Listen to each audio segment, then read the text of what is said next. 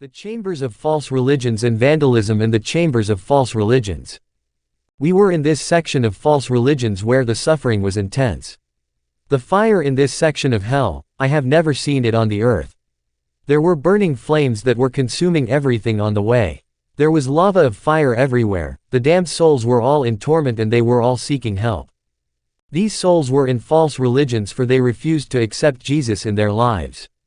Hell is a prison where souls are condemned forever. On that day after visiting the chambers of false religions, I was down and hopeless in my heart because of the suffering of these lost souls. I could not accept that humanity could be subjected to this degree of suffering and atrocity. They were all crying, it was cruel. These souls were skeleton and they cried for having rejected the Lord. There was no peace, no rest, no beauty in this place. Only gnashing of teeth and cries. On one hand, people were tormented by demons. On the other hand, people were tormented by fires of hell that were enormous. There was unbearable pain. Men cannot bear this suffering. What I am trying to tell you, brother, are not empty words but reality. All these souls in this section believed in false religions and they rejected Jesus. When they fell into this place, they came to the realization that they were wrong, but it was too late. They were crying in an unbearable torment. As we were leaving this chamber of hell I heard these souls regretting. One of them was saying, "Why have I not seized the opportunity to believe in Jesus Christ when I was on the earth? Why did I not believe in the Bible as the only word of God?" But it was too late for these souls. I saw leaders of false religions saying to the Lord, "Now we believe in you, Lord, for you alone are God. Come to help us out of this place." Jesus said to them, "You are God on the earth and people look at you as God. Now you can save yourself." These leaders said, "There is only one God, the creator of the universe. It's you. We accept you today, please save us from this place." Jesus kept saying, "Too late, too late, too late." I said, "Lord, have mercy on these souls." The Lord said, "I have mercy for these souls but men in their folly do not want to walk in my way. When men are on the earth, they treat me as if I represent nothing, as if I was of no value. You must understand that after death, men will recognize that I did not shed my blood in vain for humanity." The Lord said these words as we were inside the flame, leaving this chamber of hell. Grandfather in hell. When we left this chamber, we were in this dark tunnel. I saw demons entering with captive souls that were enchained. These souls were led to their respective chambers of torment. They were passing with demons. These souls were crying. It was in this tunnel that I saw my grandfather among these captive souls. I was shocked to see my grandfather that fathered my mother in this horrendous place of torment. He was among these captives. When he saw me he called me by my name. He said, "Aston, what are you doing here? You should not be here. Go back." It was the first time that someone recognized me in hell. I was troubled. I said, "Lord, this is my grandfather." I saw that he was pushed and dragged by demons. It was unbearable. I wanted to follow him in order to try to help but the light of the Lord stopped me from moving. The Lord said, "Stay with me for you are under my protection. It is too late for your grandfather. He chose to live his way. His deeds will follow him." I said, "Lord, why have you shown me a member of my family?" The Lord replied, "I did it so that you may know that the judgment after death is severe for everybody." I said, "Lord, it is here that these visits must end. I don't want to see these things anymore." The Lord said, "You will continue your mission." I was in tears seeing how demons were pushing my grandfather. When I began to testify, I kept this detail a secret. But over time, I came to understand the true family is God's children who keep the word of the Lord. I was moving with the Lord behind these captives that were dragged by the demons in this alley. Chamber of Vandals. Later we got before a chamber of hell where it was written, "The prison of those who destroyed public property." There was a thick darkness in this burning tunnel. There were impure and demonic beasts that were moving in this tunnel. There were also serpents and demons moving in this tunnel. I noticed that demons don't rest, they are always busy and active. There was no rest for these unclean spirits serving the devil and they were furious, desperate to hurt. I noticed that the gate of this prison was circular. The gate of the prison was reddish and rusted, and it was burning with intense fire. On top of the gate, it was written, "The condemnation of those who had destroyed public property." I said, "What is the meaning of this?"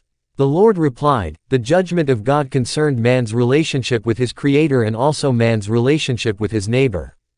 According to the established principle, man is supposed to protect his neighbor's goods and public property. When the gate of this prison was opened, the flames sprang from this place with intensity and violence. This was unbearable. Not even a furnace heated 7 times will be equal to this kind of fire. Even volcanoes and their strength will not match that fire. These flames came out of this chamber with intensity and they covered us as we entered inside the flames in that chambers. There were countless souls screaming because of pain and they were begging the Lord. What caught my attention in this prison was a group of people that had tires on their bodies and these tires were burning them. They were inside these tires, and they were trying to remove these tires, but they were unable to do so. And these tires continued to burn them. I saw that these tires were saying, "Justice, justice." I said, "Lord, what have these people done to suffer like this?" The Lord said, "These young men were burning tires on the boulevard built by the government on the road leading to a government ministry. As a result, the boulevard was destroyed when the rainy season began. The road was made fragile by the tires they were burning and it could not bear the rain. And until today, the boulevard is parted in two and it cannot be used." These young people were among the group of mobs creating insecurity in the city. As a result, the government of Congo issued a decree to round them up and kill them in secret. As a result, they fell in this place. When the Lord spoke like this, I did not believe. I said, "Lord, when a property of the state is destroyed, people should not come to this place because of that." The Lord said, "The world must be informed about this truth." When these young people saw Jesus, they cried to him for deliverance. The Lord said, "Those who destroy public property will not inherit the kingdom of heaven." Beside these young boys, there was a man who said to the Lord, "Have mercy on my soul. I recognize that what I did was wrong. Give me another opportunity. Allow me to go back to earth to tell the world to change their ways." The Lord said, "My son, you had the opportunity to repent on the earth." This man said, "Lord, the Bible never mentioned these things and I never heard a pastor talking about it." The Lord said, "Everything is written in my word." The Lord said, "This man was renting in a compound where they had a public toilet, but every time he goes to the toilet, he would refuse to flush water, and people were complaining. And whenever he was suspected to be the person who has been doing it, he was denying categorically. People were bothered and they were complaining and wondering who is doing this. Those who suspected him was telling him, 'At your age you should be flushing water after using the toilet,' and he was laughing at people. Often he was insulting people for reproaching him, yet deep in his heart, he knew he was guilty. When he died, he found himself inside this place and his lower part was inside hot excrement that was burning him. There was a horrible smell here. Worms were biting him. When we moved away from him, I saw a man inside a pit. I saw there were grade marks written all over his pit. It was written, 'Free marks.' The man was trying to come out of his pit but he was unable. His lower part was inside the pit, but his upper part was out. I saw that there were report cards that were demanding justice. The man was asking the mercy of the Lord. He said, 'Lord, have mercy on me. I was only trying to do good to people and those who have failed in their exams. I gave free marks to help them pass. Your word said we should do good to people.' The Lord said, 'Parents have paid school fees for the education of their children, but you have failed to teach them correctly. As a result, they cannot pass the exams by themselves. They are failing in exams but you are giving them free marks that they don't deserve. As a consequence, you have young people with good marks but empty heads. Your judgment has been decreed. It is too late for you.' The man said, 'Lord, your word says we should do good.' The Lord said, 'Education is sacred and intelligence is precious.' This man kept saying, 'I helped these children.' The Lord said, 'Your duty was to instruct people not to give them free marks. You have destroyed children's education. They moved from one class to another but they did not deserve it.' In his pit, there were reports, bulletins, and notebooks that were demanding justice. The chambers of false religions and vandalism and the chambers of false religion.